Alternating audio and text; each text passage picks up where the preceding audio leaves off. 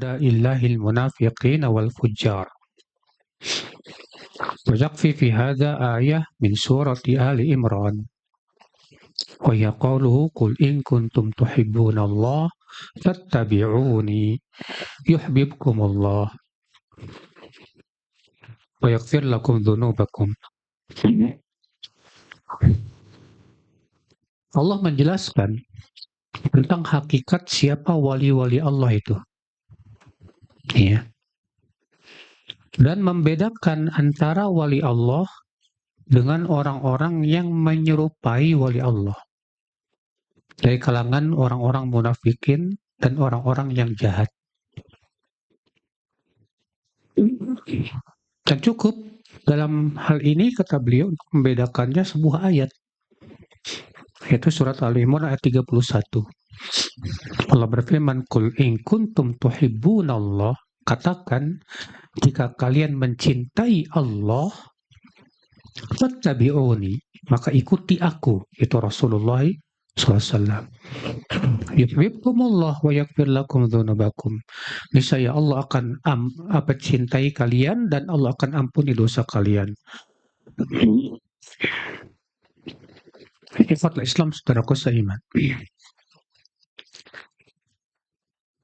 Di kaidah yang kelima ini, beliau ingin menjelaskan tentang perbedaan antara wali-wali Allah dengan orang-orang yang ngaku-ngaku wali atau dianggap sebagai wali.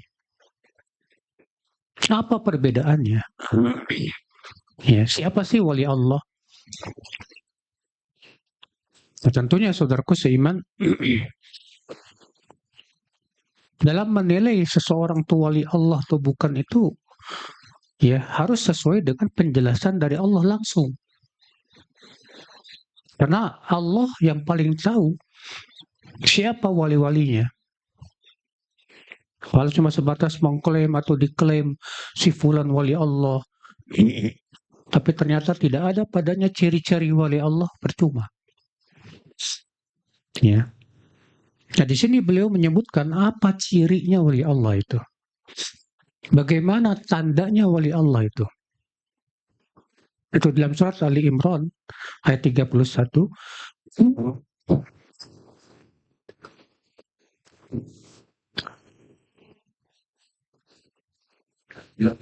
Bagi depan ini.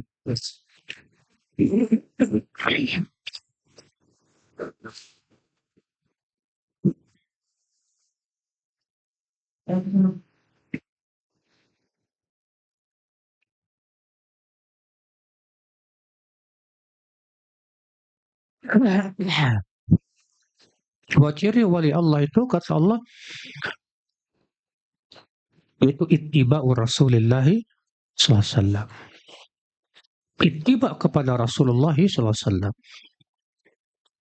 Makanya Imam Al-Laits bin Sa'ad Al-Masri berkata, "Law ra'aitu rajulan yamshi fawqal ma'."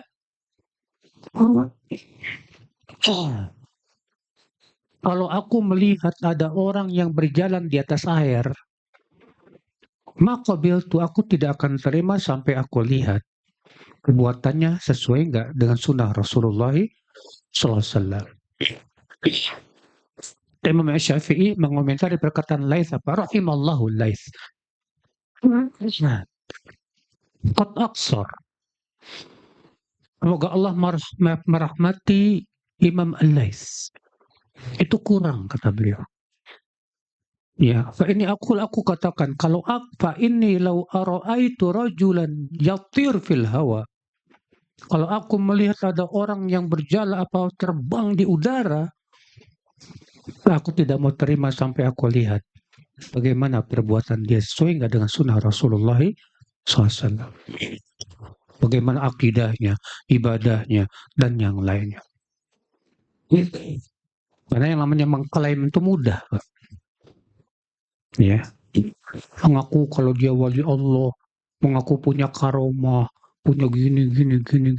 Nah, semua orang juga bisa kok, ya nggak? Kan kita lihat kalau di YouTube kan cerita-cerita para habaib itu kok, katanya Habib Fulan bisa tiap hari masuk surga 70 kali. Ya, ada lagi yang satu lagi bisa menembus langit, ada lagi begini-begini. Oh, cerita-cerita khurafat semuanya, Pak. Ya. Antum juga bisa bikin cerita. Oh, Bang Didat itu, ya, bisa dia itu kemarin melihat neraka loh. Bisa bikin cerita, cuma bikin cerita semua orang bisa.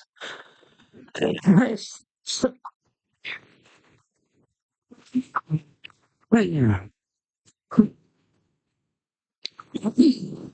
Kita katakan ya, akhi, ya, masalah seperti itu bukan tanda dia wali. Cerita-cerita semua itu khurafat-khurafat bisa dibuat-buat, dibikin-bikin. Yang menjadi tolak ukur kita dia wali Allah atau bukan, itu ittiba dia kepada Rasulullah. Iya. Kalau dia ngaku-ngaku wali tapi berbuat syirik, berbuat bid'ah, ajarannya tidak sesuai dengan ajaran Rasulullah Shallallahu Alaihi Wasallam. Kita katakan betul dia wali, tapi bukan wali Allah. Iya, karena wali Allah mereka orang-orang yang takut kepada Allah. Allah berfirman, "Ala inna awliya Allah la khaufun alaihim wa lahum yahzanun alladzina amanu wa kanu yattaqun." Ketahuilah, wali-wali Allah itu mereka tidak akan merasa takut dan tidak bersedih hati. Siapa dia? Alladzina amanu wa kanu yattaqun. Itu orang-orang yang beriman dan bertakwa. Tidak mungkin beriman dan bertakwa kalau tidak ittiba kepada Rasulullah sallallahu alaihi wasallam. Mohon maaf. Karena kalau alergi dingin gini, batuk-batuk, banyak dahak. Punya obatnya nggak, Dok?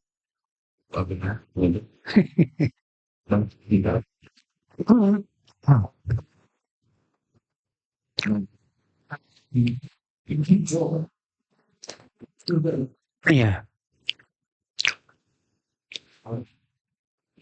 Kata Syekh Saleh Fauzan, hafizahullah, "Na'am, hadza aslun azim." Ini merupakan kaidah yang agung. Wa huwa tafriqu baina awliya'illah wa awliya'i syaitan. Itu harus bisa membedakan mana wali Allah dan mana wali setan. Lianna ahlal batil saru yusammuna awliya'a syaitan awliya Allah. Karena ahlul batil menamai wali-wali setan sebagai wali Allah. Ya. Fa inna hadzal amra iltabasa 'alan nas, sampai-sampai orang-orang jadi apa, Pak? Samar. Tidak bisa membedakan mana wali Allah, mana wali setan.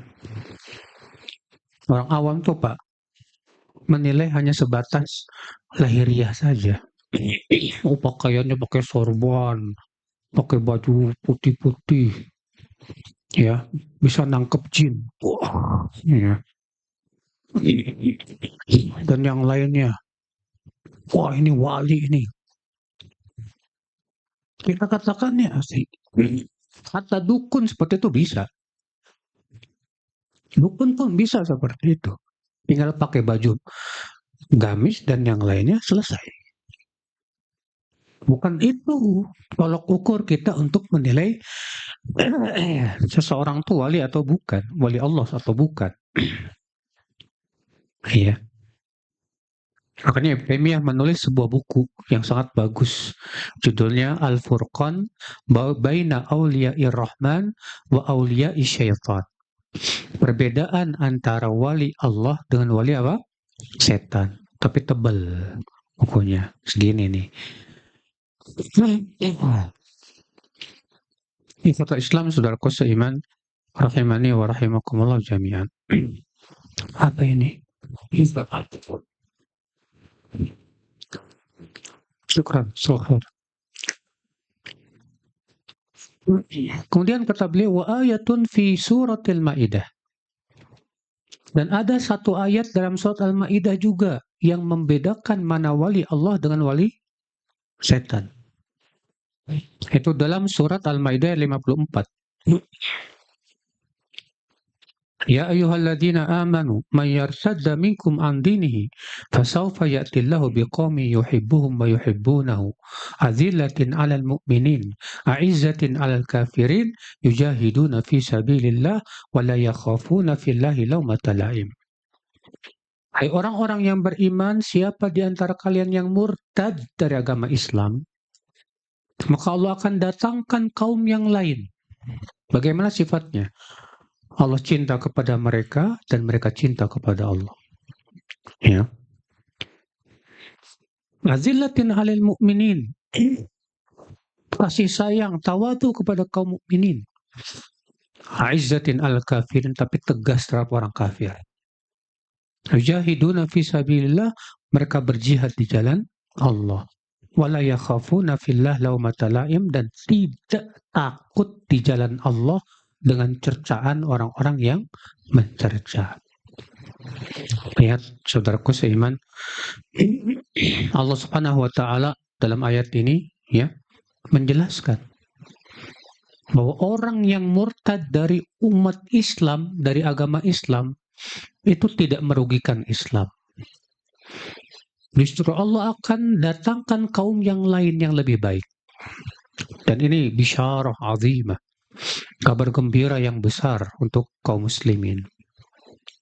Bahwa kalau ada orang yang murtad dari agama Islam, itu tidak merugikan Islam sama sekali. Setiap kali ada yang murtad, Allah datangkan kaum yang lain. Setiap kali ada yang murtad, Allah datangkan kaum yang lain. Dan ternyata benar sesuai dengan yang Allah sebutkan dalam Al-Quran. Ketika di Indonesia banyak yang murtad, di Eropa banyak yang masuk Islam, di Amerika banyak yang masuk Islam, dia tidak. Dan ternyata keislamannya lebih baik. Ya. Jadi orang-orang yang murtad dari agama Islam itu nggak merugikan Islam sama sekali, enggak. Allah tidak merasa rugi dengan mereka. Seakan ya kita katakan kepada mereka orang-orang yang murtad, fadhal kalian murtad. Ya. Islam nggak butuh kalian, Allah nggak butuh kalian. Ya, bagi Allah mudah. Kalian murtad dari agama Islam, Allah datangkan kaum yang lain. Allah berikan hidayah kaum yang lain. Ya. Nah, kaum yang lain yang Allah datangkan itu siapa? Ternyata punya sifat-sifat yang luar biasa. Mereka cinta kepada Allah dan Allah pun cinta kepada mereka. Ya. Mereka berkasih sayang lembut kepada kaum muslimin, tegas terhadap orang kafirin. Itu tegas dalam masalah akidah. Adapun dalam masalah dunia, muamalah duniawiyah, nggak masalah. Kita bermuamalah dengan mereka. Iya. Mereka berjihad di jalan Allah. Baik jihad melawan diri sendiri dengan menuntut ilmu, jihad ya melawan syaitan, jihad melawan orang-orang fasik dengan berdakwah, dan jihad melawan orang kafir, tapi tentunya dengan apa? Batasan-batasan yang telah disebutkan oleh syariat. Ya. Dan mereka tidak takut dengan cercaan orang-orang yang mencerca ketika menyampaikan kebenaran. Nah, ini sifat wali-wali Allah, saudaraku seiman. Wa ayat fi Yunus, dan ada satu ayat lagi dalam surat Yunus ayat 62-63 yang sudah saya bacakan tadi. Ala inna awliya Allah la khawfun alaihim wa lahum yahzanun. Ketahuilah, wali-wali Allah itu tidak merasa takut dan tidak bersedih hati. Siapa dia? Alladzina amanu wa kanu yattaqun. Itu orang yang beriman dan bertakwa. InsyaAllah yang ada di depan anak ini wali-wali Allah semua nih. Iya. Karena wali-wali Allah itu orang yang beriman, bertakwa, ittiba kepada Rasulullah Sallallahu Alaihi Wasallam, ya, dan selalu ngikut sunnah Rasul dan tidak takut dengan celaan orang yang mencela. Oh, Masya Allah. Mudah-mudahan kita semua termasuk wali-wali Allah. Amin. Iya, walaupun kita tidak boleh mengklaim, Pak. Karena nggak ada satupun ulama yang mengaku, saya wali Allah. Iya. Dan Allah mengatakan apa? Wala tuzakku anfusakum huwa a'lamu biman ittaqa. Jangan kalian merekomendasi diri sendiri. Allah yang paling tahu siapa yang paling bertakwa, siapa yang bertakwa. Ya, makanya orang yang merasa dirinya sudah soleh itu tanda dia belum soleh, Pak. Tanda dia belum apa? Soleh. Orang yang soleh itu merasa dirinya selalu banyak kekurangan, banyak dosa, sehingga dia terus memperbaiki dan memperbaiki. Ya, kata Islam saudaraku seiman. ثم صار الأمر عند أكثر من يدعي العلم أنه من هداة الخلق وحفاظ الشرع إلى أن الأولياء لا بد فيهم من ترك اتباع الرسل ومن تبعهم فليس منهم. Kemudian ya keadaan berubah. Kebanyakan orang-orang yang mengklaim dirinya ahli ilmu, mengklaim bahwa dia orang-orang yang memberi hidayah kepada manusia, mengklaim bahwa dia penjaga syariat, mengatakan katanya wali-wali Allah itu nggak butuh ikut ittiba. Ya, subhanallah. Ini akidah sufiyah, Pak.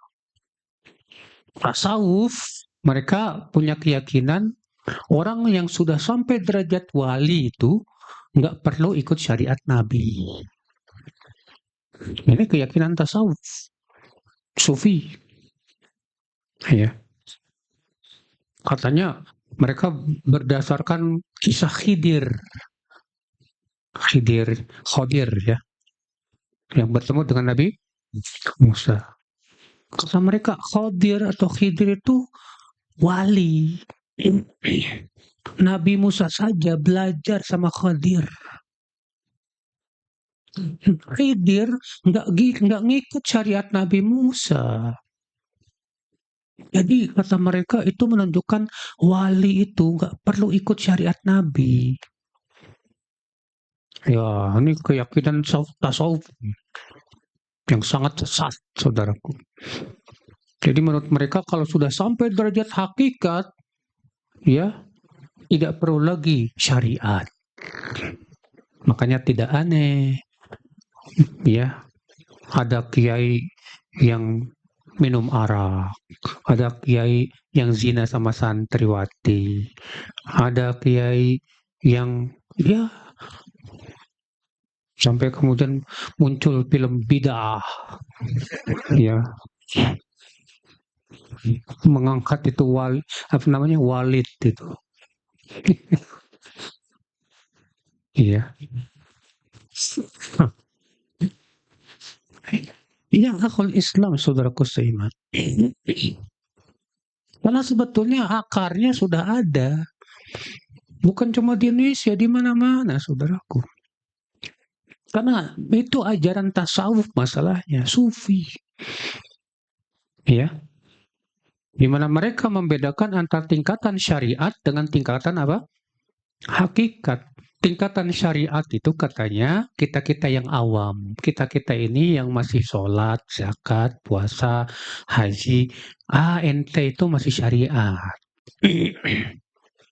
Nanti kalau sudah sampai hakikat katanya udah nggak perlu sholat lagi. Nggak perlu terikat dengan apa?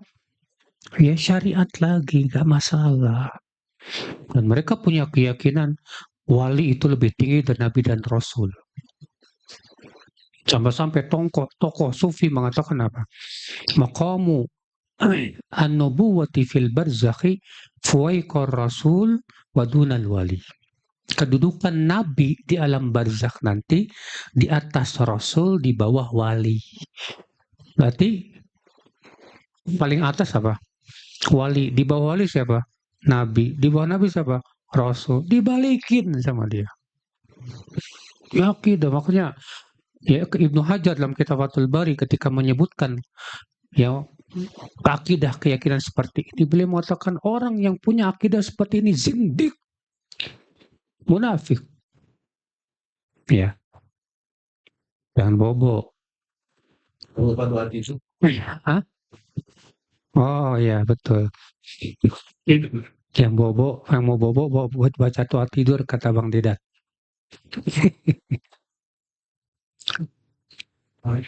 Kata Islam saudaraku seiman. Wa man tabi'ahum falaysa minhum.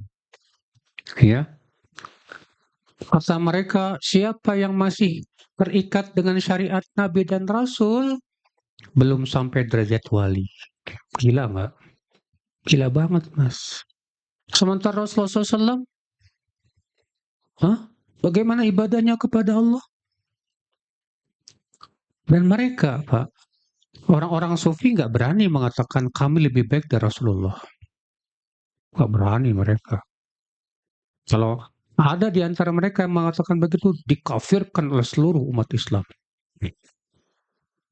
Tapi secara perbuatan mereka mengklaim lebih baik dari Nabi dan Rasul. Ya. Kita katakan, siapa yang lebih baik? Wali kutub kalian itu atau Rasulullah SAW?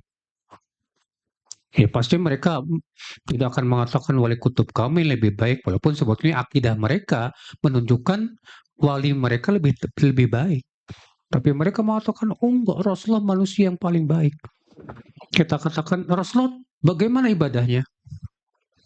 Tahajudnya, sholatnya, puasanya. Kalian wala sholat, wala puasa. Lalu mengklaim kalian sudah sampai kepada derajat apa? Wali. La haula wala quwata illa billah.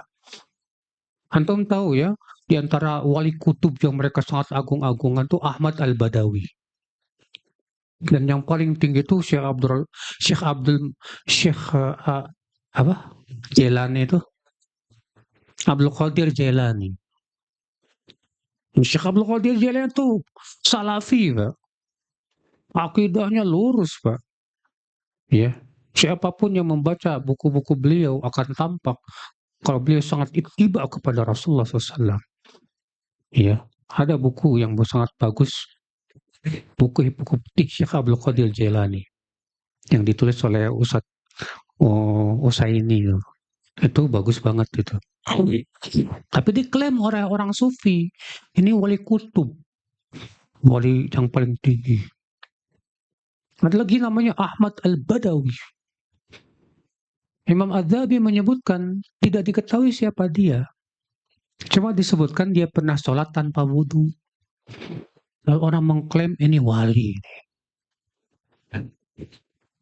Jadi di dunia sufi itu Pak, kalau ada orang yang aneh-aneh itu langsung, jangan-jangan wali ini. Sampai antum lihat ya di YouTube itu, orang sedeng, nggak pakai baju, ngerokok, orang pada cium tangan, wali majid. Ya, antum gitu aja, buka baju gitu, ya. Terus anak-anak suruh cium tangan sama antum, wali majid viral antum. Makanya Syekhul Islam Taimiyah menulis sebuah buku apa? Auliyaullah laisu bisyayat bil majanin. Wali Allah bukan orang gila. Ya. Nah ini Syekhul Islam. Ini keanehan. Wala budda min tarkil jihad, faman jahada falaysa minhum. Menurut mereka katanya wali Allah nggak perlu jihad. Orang yang berjihad bukan wali tuh katanya. Wala budda min tarkil iman wat taqwa. Ya, wali-wali Allah itu nggak perlu lagi beriman dan bertakwa. Faman ta'ahada bil iman wat taqwa falaysa minhum. Siapa yang menjaga keimanan dan ketakwaannya bukan wali itu. Ya. Ya Rabbana nas'alukal afwa wal afiyah innaka sami'ud du'a. Yuhai Rabb kami memohon kepada Engkau ampunan dan maafmu. Ya. Dan ini masalahnya kenyataan. Di zaman beliau ada di Ibnu Abdul Wahab ini banyak kayak gini nih, Pak. Ya. Tasawuf itu muncul di abad ketiga Hijriah. Kalau antum baca buku ini, Dr. Fadl Ilahi yang berjudul Sejarah Hitam Tasawuf dan Darah Hitam Tasawuf. Nggak tahu masih ada nggak tuh buku. Itu dijelaskan tentang sejarahnya dari buku-buku mereka tasawuf sendiri. Dan ternyata kata beliau tasawuf itu ya gabungan 5 agama. Islam, Hindu, Buddha, Nasrani, sama Zoroaster. Iya. Ikhwatul Islam saudaraku seiman. Walaupun Pak, jangan samakan ya sufi yang pertama-tama dengan sufi yang belakangan, beda jauh. Sufi yang pertama kayak Al-Junaid itu masih kuat ittibanya kepada salafus saleh. Iya. Masih bagus, mereka masih duduk di majelis para ulama dan yang lainnya. Iya. Tapi kemudian ke belakang semakin berubah sampai munculnya akidah tadi, akidah hululiyah, bahwasanya Allah bersatu dengan wali. Ya, sampai mereka tidak bisa membedakan mana Allah, mana wali. Saking tingginya derajat wali, ya. Itu muncul lagi akidah Ibnu Arabi yang mengatakan bahwa Allah bersatu dengan seluruh makhluk. Sampai Ibnu Arabi mengatakan anjing dan babi itulah penjelmaan Allah juga. Dikafirkan oleh Imam Ghazali. Ya. Masya Allah, ya.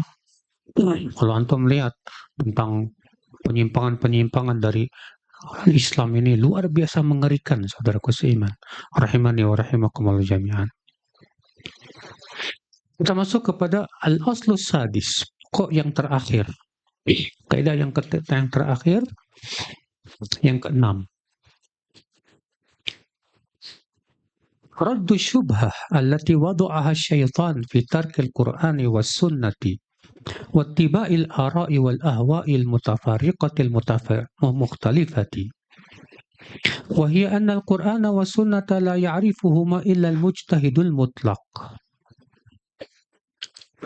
Membantah syubhat yang diletakkan oleh setan untuk agar manusia meninggalkan Al-Quran dan meninggalkan sunnah dan lebih mengikuti pendapat dan hawa nafsu yang berpecah-pecah dan berbeda-beda. Apa itu syubhatnya? Yaitu bahwa katanya yang boleh memahami Al-Quran dan hadis hanya mujtahid mutlak saja. Ya. Yang boleh memahami langsung Al-Quran hadis itu syaratnya harus apa? Mujtahid mutlak. Nah, sama sekarang ada loh, Mas. Bahkan sebagian teman-teman yang udah ngaji pun terkena pemikiran ini. Katanya yang boleh memahami langsung Al-Quran hadis harus mujtahid mutlak. Yang sudah terpenuhi padanya ya syarat-syarat ijtihad yang telah disebutkan oleh para ulama yang berat itu. Ya. Kata Syekh Shalih Fauzan, "Hadza huwal aslul akhir wa huwa muhimun jiddan." Ini pokok yang terakhir. Ini penting sekali kata beliau. Wa huwa annahum yaquluna inna la na'rifu ma'ani al-kitabi was sunnah wa la yumkin an na'rifaha la ya'rifuha illa al-ulama'ul kibar. Yaitu mereka berkata begini katanya, kami tidak mungkin memahami Al-Quran, makna-makna Al-Quran dan sunnah. Ya, karena yang bisa memaknainya, memahaminya hanya ulama-ulama besar saja. Ulama-ulama kibar saja kata mereka. Fayuqalu lahum, kata Syekh Shalih Fauzan. Kita katakan kepada mereka, Al-Quran fihi asya'un wadihatun ya'rifuha al-'ami wa ya'rifuha al-muta'allim. Al-Quran itu ada yang jelas kok. Kata orang awam pun paham. Ya. Taqumu bihal hujjatu 'alal khalqi. Dengan ayat-ayat yang sudah sangat jelas ini tegak hujah kepada seluruh makhluk. Wa fi asya' la ya'rifuha illa al-ulama. Dan ada juga ayat-ayat Al-Qur'an memang tidak ada yang mengetahui maknanya kecuali para ulama. Wa fihi asya la ya'lamuha illallah. Ada lagi ayat-ayat Al-Quran yang mengetahuinya hanya Allah saja. Tidak ada siapapun yang mengetahuinya. Jadi ayat Al-Quran itu ada 3. Ada yang bisa dipahami oleh semua orang, ada yang hanya dipahami oleh para ulama, ada yang apa? Hanya Allah yang tahu. Ya. Ayat-ayat tentang tauhid, tentang bahaya syirik, semua orang paham, Pak. Ayat-ayat tentang akidah, semua orang paham. Hujan ya? Hujan, Ustaz. Oh ya. Kalau antum baca tentang bagaimana Allah menyebutkan tentang ciptaan-ciptaannya, mudah sekali untuk memahaminya. Semua orang awam pun bisa kok. Ketika Allah menyebutkan tentang surga dan neraka, hatta orang awam pun paham, Pak. Ya tidak? Makanya ayat-ayat yang sifatnya akidah, ya, yang itu sifatnya urgen, sangat dibutuhkan oleh manusia, Allah jelaskan sejelas-jelasnya. Yang diketahui oleh ulama siapa, Pak? Apa, Pak? Ayat-ayat yang berhubungan dengan ahkam, hukum-hukum syariat. Nah, ini ulama yang paham. Ya. Ada lagi ayat-ayat yang hanya Allah yang Maha tahu. Atau ulama nggak tahu. Contoh tentang bagaimana hakikat sifat Allah. Kita nggak tahu. Ar-Rahmanu 'alal arsy istawa. Ar-Rahman beristiwa di atas arsy. Cara Allah beristiwa bagaimana kita nggak tahu. Tapi maknanya bahwa Ar-Rahman istawa ala beristiwa, semua orang paham. Allah beristiwa di atas arsy. Semua orang paham. Tapi caranya hanya Allah yang Maha tahu. Contoh lagi Pak, Allah berfirman alif lam mim, alif lam ro, kaf ha ya ain shad. Ya. Pendapat yang rajih itu ilmu yang hanya Allah yang Maha tahu. Ikhwata Islam saudaraku seiman. Rahimani wa rahimakumullah jami'an. Nah, datang orang-orang yang mengatakan apa? Oh, kita nggak boleh langsung belajar Quran hadis. Itu masih mentah itu. Jadi gimana dong? Kita wajib belajar kitab ulama langsung. Karena kitab ulama itu yang udah mateng. Kalau Al-Quran hadis masih mentah. Yang boleh memahami Quran hadis hanya para ulama yang sudah sampai derajat ijtihad. Iya. Ada nggak kayak gini, Pak? Banyak, Pak. Banyak. Walaupun bukan berarti, Mas, bukan berarti kita mengatakan orang awam silahkan berijtihad. Ini juga salah. Iya. Karena orang yang mau berijtihad, masalah ijtihad kan ada syarat-syaratnya tentunya. Tapi untuk memahami Al-Quran dan hadis, Allah sudah mudahkan kok semudah-mudahnya. Para ulama sudah menulis kitab-kitab tafsir tidak? Para ulama sudah menulis syarah tentang hadis tidak, Pak? Sudah, Alhamdulillah. Maka kita tinggal baca tafsir Ibnu Katsir. Alhamdulillah ditafsirkan sejelas-jelasnya di situ. Dibawakan riwayat-riwayat dari Rasulullah, para sahabat, para tabi'in, para tabi'ut tabi'in. Jelas, Masya Allah. Alhamdulillah. Akhwatlah Islam saudaraku seiman. Naam kata beliau, la yujad fil Quran was sunnah umurun la ya'rifuha. Ya, yujadu fil Quran was sunnah umurun la ya'rifuha illa al-mujtahidul mutlaq. Betul kata beliau. Dalam Al-Quran dan Sunnah ada memang ayat-ayat dan hadis yang tidak ada yang memahaminya kecuali mujtahid mutlak. Lakin tujad asya katsirah ya'rifuhal awam. Tapi banyak sekali ayat dan hadis yang bisa dipahami langsung oleh orang awam. Ya. Antum tahu, Imam Nawawi menulis kitab Riyadhus Shalihin buat siapa? Buat orang awam, Mas. Ya. Riyadhus Shalihin itu mudah sekali hadis-hadisnya dipilih oleh Imam Nawawi. Kalau antum baca kitab Riyadhus Shalihin mudah memahaminya. Ya berhubungan dengan masalah apa ittiba, tentang akhlak, tentang adab, dan yang lain. Tapi bukan berarti artinya seseorang boleh seenaknya menafsirkan, tidak boleh juga. Tetap di sana ada apa? Ya, batasan-batasan kaidah-kaidah yang harus diikuti dalam memahami Al-Quran dan Sunnah. Ya, ikhwat Islam saudaraku seiman. Wa ya'rifuha al-muta'allim alladhi haza ala qadrin yasir min al-ilm. Demikian pula ada ayat-ayat Al-Quran dan hadis yang dipahami oleh para penuntut ilmu. Para penuntut apa? Ilmu. Ya. Sebuah contoh misalnya sebuah ayat yang mudah dipahami. Wa'budullah wa la tusyriku bi syai'a. Beribadahlah kalian kepada Allah. Jangan berbuat syirik. Faham nggak? Hah? Allah mengatakan wa'budullah wa la tusyriku bi syai'a. Beribadahlah kalian kepada Allah. Jangan berbuat syirik. Paham nggak orang? Semua orang paham. Ya, contoh lagi Allah berfirman, wala taqrabuz zina. Jangan dekati zina. Semua orang paham, mudah dipahami.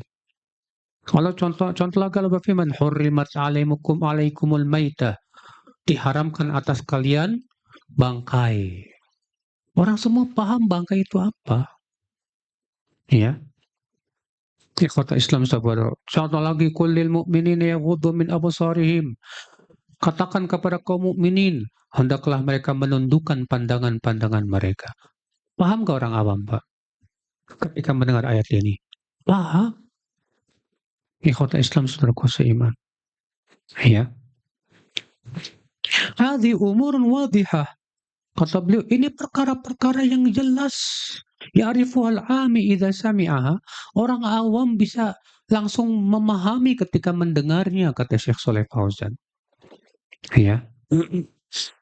Kemudian kata Syekh Ibn Al-Wahhab, wal mujtahidu huwal mausufu bi kadza wa kadza awsafan la'allaha la tujadu tamatan fi Abi Bakar dan Umar. Lalu mereka bikin syarat-syarat, katanya mujtahid itu sifatnya harus begini dan begini. Dan sifat-sifat ini bisa jadi bahkan kepada Abu Bakar dan Umar pun nggak ada. Iya, saking harus beratnya begitu, Pak. Kata Syekh Saleh Fauzan menjelaskan, yad'una syurutan lil mujtahil mutlaq la tujad tama fi man hum min yamin afdalin nas. Mereka membuat sendiri syarat-syarat mujtahid mutlak yang tidak temukan hatta pada Abu Bakar dan Umar. Ya. Wa yaqulullahu ta'ala, padahal Allah berfirman, afala yatadabbaruna al-Qur'an. Tidakkah mereka mentadaburi Al-Qur'an? Sementara ini kan umum untuk semua kaum muslimin, ya tidak. Semua orang Islam disuruh mentadaburi Al-Qur'an. Ya. Kullun ya'rifu minal Qur'an ma yassarallahu lah. Setiap orang bisa memahami Al-Qur'an sesuai yang Allah mudahkan kepadanya. Al-ami yahsulu ala ma yastati' wal muta'allim yahsulu ala ma yastati' wal rasikh fil ilm yahsulu ala ma yastati'. Orang awam dia akan bisa memahami sesuai dengan keawamannya. Orang yang penuntut ilmu pun akan memahami sesuai dengan apa? Ilmunya. Demikian pula orang yang telah kokoh keilmuannya, ya, dia memahami pun sesuai dengan kekokohan ilmunya. Ikhwata Islam saudaraku seiman. Ya. Nah ini saudaraku seiman. Kullu wahidin ya'khudhu biqadari. Jadi setiap orang itu memahami sesuai dengan pemahaman masing, sesuai dengan kemampuan masing, kemampuan bukan sesuai dengan pemahaman, tapi sesuai dengan kemampuannya. Karena Allah mengatakan la yukallifullahu nafsan illa wus'aha. Allah tidak membebani jiwa kecuali sesuai dengan kemampuan. Ya. Tapi sekali lagi Pak, bukan berarti kita disuruh nafsirin seenaknya. Bukan. Tapi kita disuruh berusaha memahami Quran sesuai dengan kaidah-kaidahnya. Sesuai kemampuan masing-masing. Dan alhamdulillah kok tafsir Ibnu Katsir sudah diterjemahkan ke bahasa Indonesia. Tinggal antum beli, tinggal baca. Cuma masalahnya terkadang semangat bacanya nggak ada. Semangat baca nggak ada, tapi pengen nafsirinnya kuat. Ceramahnya kemana-mana, tapi semangat bacanya nggak ada. Kholas, akhirnya nafsirin pakai otak. Ini tuh yang bahaya. Ya. Wa yaqulun, kata Syekh Saleh Fauzan, mereka berkata, muhawalatu fahmil Quran minat taklif bima la yustata.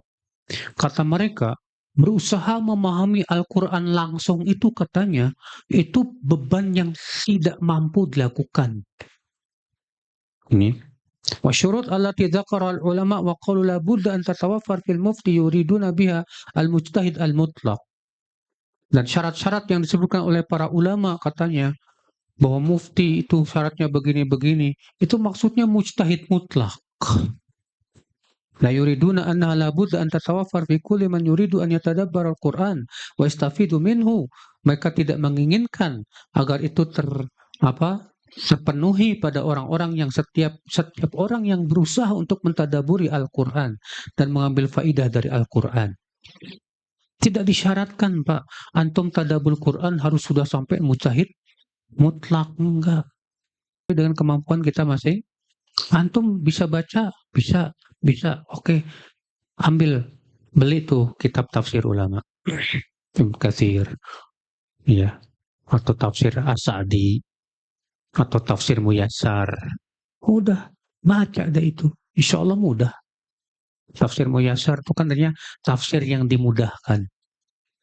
Artinya, hatta orang awam pun kalau baca tafsir itu akan mudah memahaminya. Dan itu sudah terjemahin, Pak. Tinggal beli aja. Ya, nggak punya duit, Ustaz. Minjem ke teman. Dulu para ulama kalau nggak punya duit, Pak, minjem ke temannya, disalin sama dia. Iya, disalin sama dia. Saking nggak punya duitnya. Syekh Albani dulu nggak punya duit buat beli kertas, buat nyalin. Buat nyalin aja nggak punya. Diambilnya kaleng-kaleng. Kaleng-kaleng bekas itu, kemudian digeprekinnya sama beliau, biar segi 4. Ditulisin di situ ilmu. Syekh Albani, kayu-kayu diambilin sama beliau. Ditulisin, diiket-iketin sama beliau. Saking waktu itu beliau nggak punya duit buat beli kertas. Kita duit banyak, ya, mau beli buku, beli sih, cuman bacanya males. Ya, perpustakaannya Masya Allah, tapi bacanya Allahu a'lam. Itu yang jadi masalah, saudara seiman. Ya.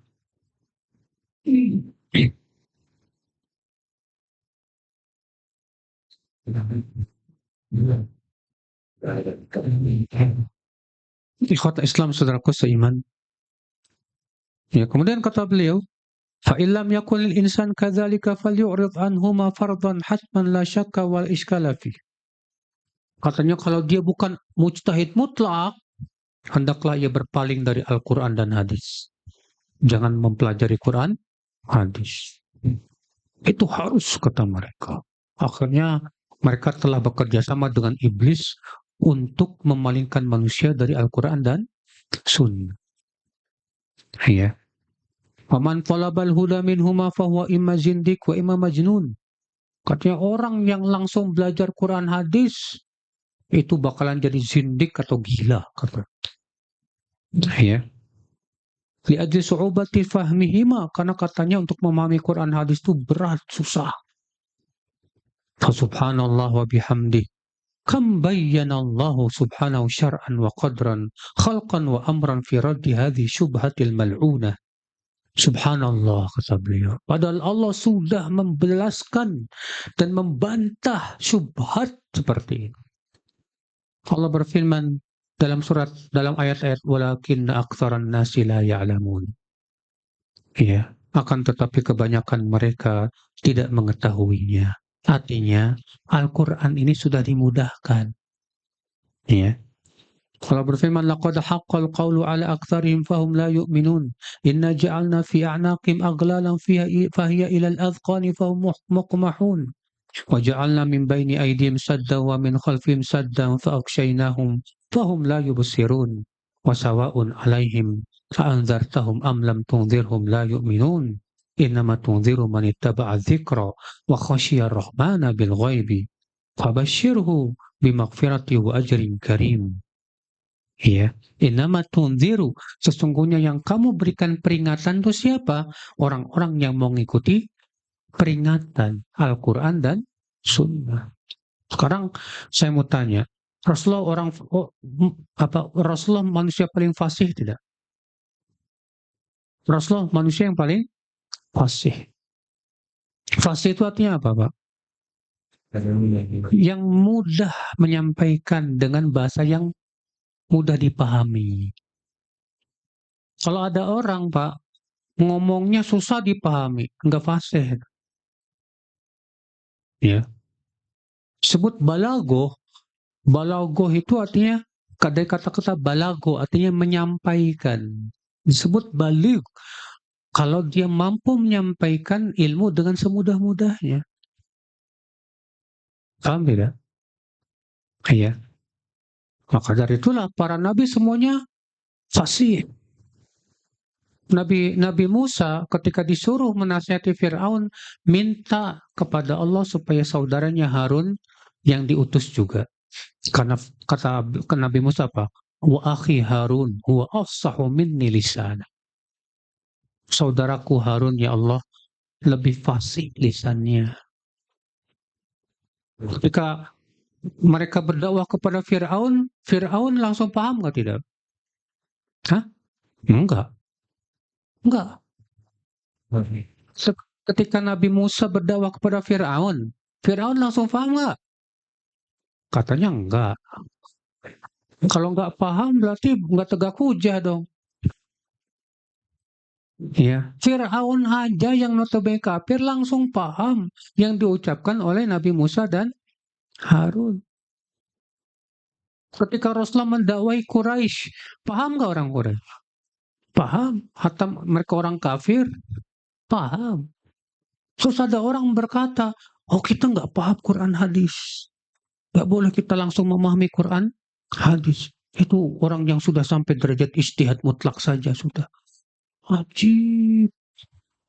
Ya, ini jelas sebetulnya tujuannya Pak hakikatnya menghalangi orang dari belajar kepada Al-Quran dan Sunnah.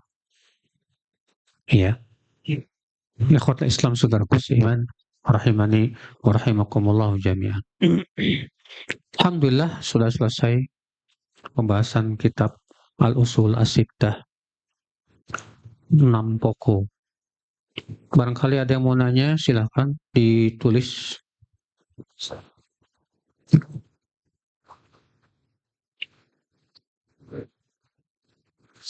Pendapatan atlet boleh diambil nggak ya Ustaz? Tergantung atlet dalam masalah apa. Tinju, mukulin kepala orang, haram mas. Iya, itu nggak boleh. Nah, yang jadi masalah adalah perselisihan para ulama tentang hukum perlombaan. Apakah perlombaan itu, iya, kalau misalnya ada sponsor, hukum perlombaan kalau ada sponsor. Karena masalah pertama, karena hukum perlombaan itu ada fikih perlombaan itu banyak sekali mas. Ada buku disertasi doktoral tentang hukum perlombaan. Ada perlombaan-perlombaan. Iya, di antaranya yaitu perselisihan para ulama tentang apakah perlombaan itu hanya untuk 4 saja? Karena Nabi mengatakan apa? La sabaqa, tidak boleh ada perlombaan kecuali pada apa? Memanah, berkuda, dan satu lagi saya lupa. Berkuda, hah? Bukan. Berkuda, pemanah, sama satu lagi. Gulat ya. Bukan. Satu lagi saya lupa deh. Ya. Terlalu cari dulu ya.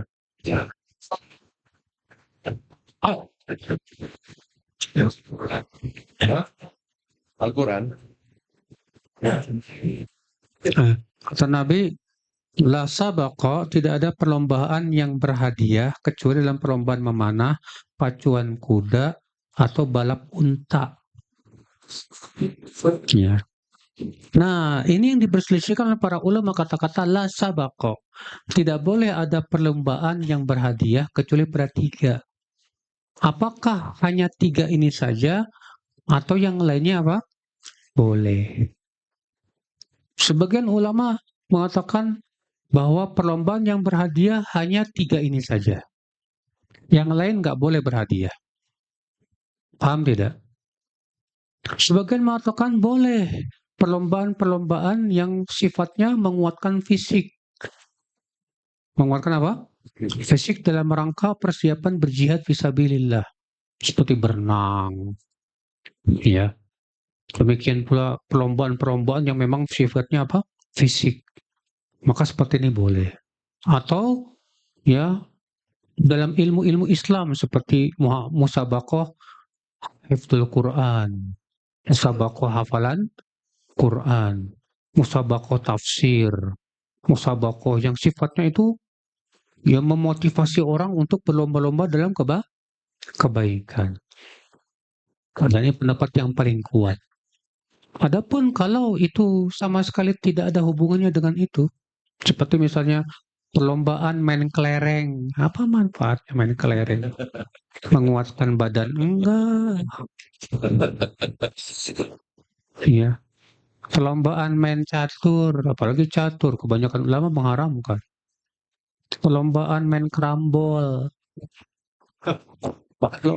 lomba joget, iya. Maka yang ini nggak boleh. Iya. Nah ini saudaraku memang masalah perlombaan itu khilaf para ulama. Mana yang boleh ada padanya berhadiah atau tidak. Ya, kalau misalnya hadiahnya dari kedua belah pihak, dua-duanya mengeluarkan duit. Siapa yang menang dia dapat. Judi haram. Tapi kalau hadiahnya dari pihak ketiga, sponsor. Ya, siapa yang menang saya kasih kamu duit. Boleh, nggak apa-apa. Karena tidak ada judi padanya.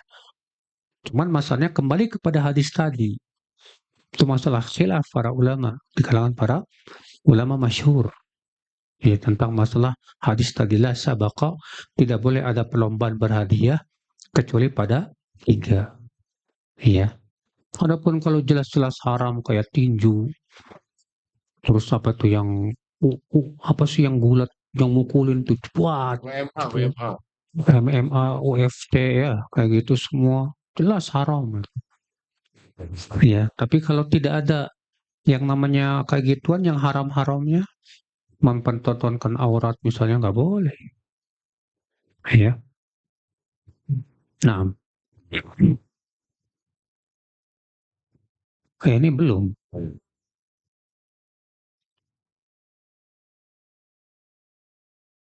Sejak kapan ajaran filsafat masuk ke dalam Islam dan merusak akidah syariat Islam? Tahuilah saudaraku, buku-buku filsafat itu tadinya dikubur oleh raja-raja Romawi.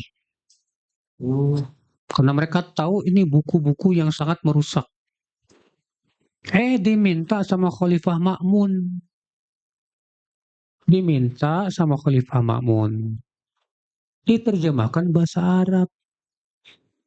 Makanya si Ma'mun ini yang akan ya bertanggung jawab di hadapan Allah pada hari kiamat gara-gara dia itu. Filsafat merusak Islam. Ya. Jadi asal mulanya dari si Khalifah Ma'mun ini, Pak, yang si brengsek ini. Mu'tazilah yang menyiksa Imam Ahmad dan para ulama. Yang kemudian dilanjutkan oleh anaknya Mu'tasim Billah, Al-Wathiq Billah. Yang akibatnya fatal sekali sampai hari ini. Ya, filsafat sudah merusak anak-anak kaum muslimin.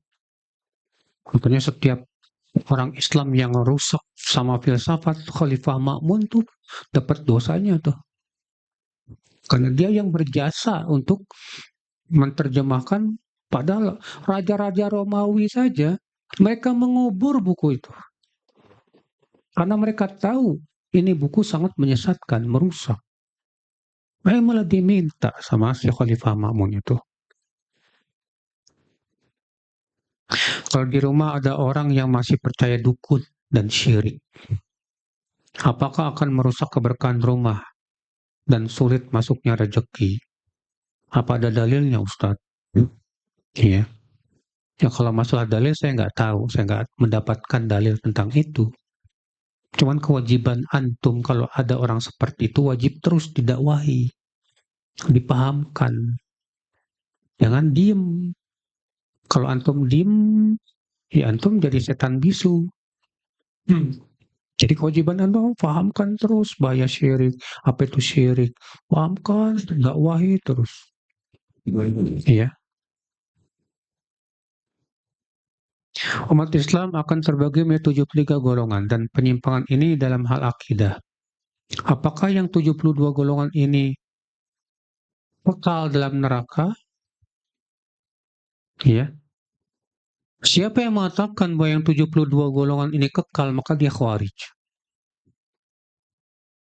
Adapun Ahlussunnah punya keyakinan siapapun yang wafat di atas tauhid, di atas la ilaha illallah dan tidak berbuat syirik, dia tetap dapat jaminan masuk surga. Dan siapa yang mati di atas syirik besar, maka dia kekal dalam api neraka. Makanya ya 72 golongan ini, saudaraku seiman, Rasulullah mengatakan sataf tariku ummati, umatku berpecah belah. Rasulullah mengatakan umatku. Berarti umatku itu apa? Umat Islam. Berarti mereka masih muslim tidak? Masih muslim. Makanya ya mereka yang mengatakan kita Wahabi ini suka ngapir-ngapirin orang. Ya, biasanya ngomong itu orang Syiah, Pak. Karena kita memang mengkafirkan mereka. Karena keyakinan udah jelas-jelas kufur kok. Walaupun tidak semua Syiah kafir. Syiah yang mana yang dikafirkan oleh para ulama? Syiah Rafidhah, Itsna Asyariyah, Syiah Imamiyah yang punya keyakinan bahwasanya Al-Quran sudah diubah-ubah oleh para sahabat. Bahwa para sahabat semua kafir. Ya, Syiah yang ada di Iran itu, Pak.